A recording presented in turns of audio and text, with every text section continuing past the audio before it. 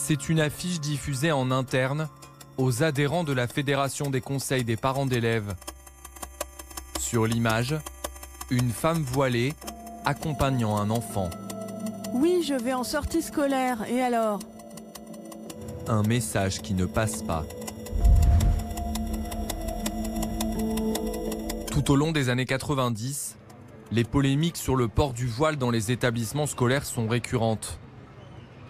Pour tenter d'y mettre fin, une loi ambitieuse est votée le 15 mars 2004.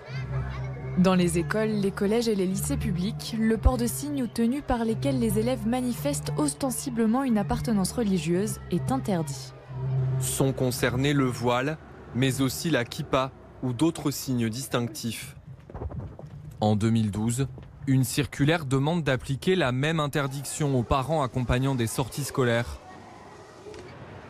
Mais une décision du Conseil d'État va invalider cette position. Elle dit que ce qui concerne en matière de laïcité les agents du service public ne concerne pas les accompagnateurs, ce qu'on appelle dans notre jargon les collaborateurs occasionnels du service public. Et donc en l'état, non, il n'y a pas de sujet puisque le législateur n'a pas souhaité aller plus loin que la loi de 2004 pour ces accompagnateurs. Seule limite imposée par le Conseil d'État, les enseignants doivent s'assurer que ces accompagnants ne font pas de prosélytisme. Une fois ce cadre juridique posé, les mères voilées ne peuvent en théorie plus être privées d'accompagner leurs enfants. Avant 2013-2014, on avait beaucoup de signalements des mamans voilées qui contactaient les journalistes, qui se plaignaient de ne pas pouvoir accompagner leurs enfants lors des sorties scolaires. Aujourd'hui, dans les écoles, les choses se sont pacifiées. Quand on demande aux enseignants, aux directeurs d'école, il n'y a plus vraiment de sujet. Mais pour le délégué général du Conseil français du culte musulman, certaines discriminations n'ont pas disparu. Il y a une mère qui a témoigné, qui m'a dit que sa fille, elle a supplié de ne pas venir parce que ça sera mal vu pour elle par la suite à l'école. Donc non, il faudrait arrêter un petit peu de traumatiser ces jeunes filles qui, les mères, elles ont le droit de les accompagner, elles ont le droit de sortir avec. Et d'autant plus, ça se passe très bien d'après ce que je sais. Pourquoi la FCPE a-t-elle choisi de mettre en avant ce sujet toujours sensible ?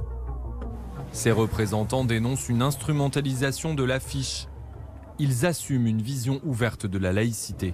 Qu'on ait le voile ou pas le voile, à partir du moment où on fait une sortie scolaire et qu'on ne fait pas du prosélytisme, je ne vois pas le problème. La laïcité, c'est un projet de société où tout le monde doit se reconnaître.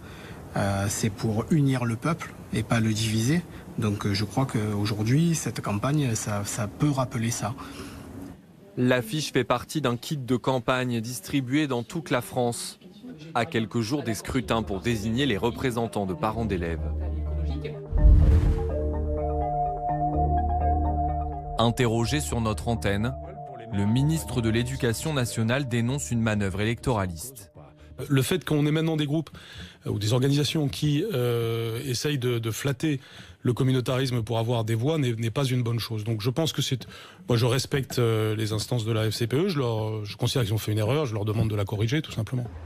Sans aller jusqu'à remettre en cause le cadre actuel, Jean-Michel Blanquer souhaite limiter la présence du voile dans la sphère scolaire.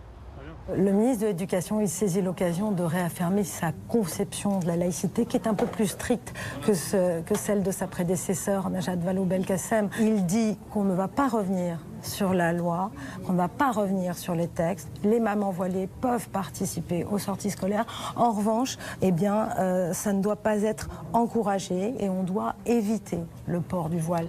Depuis son arrivée au ministère, Jean-Michel Blanquer prône une laïcité plus ferme à l'école. Il a notamment instauré un décompte des atteintes à la laïcité. D'avril à juillet dernier, près de 900 faits, principalement au collège, ont été remontés par les établissements.